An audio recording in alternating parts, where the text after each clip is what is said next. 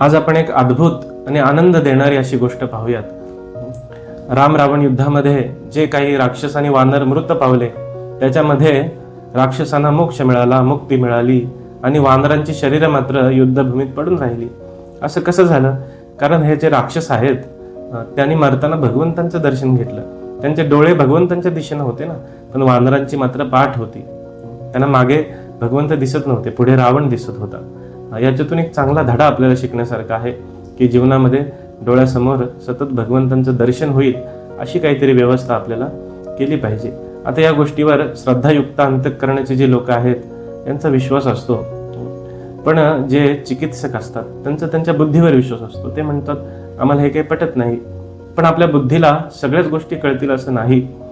उदाहरणार्थ आपण मालिका पाहतो, मूवीज पाहतो. रोहित शेट्टीचे मूवीज घ्या, त्याच्यामध्ये गाड्या कशा उडतात.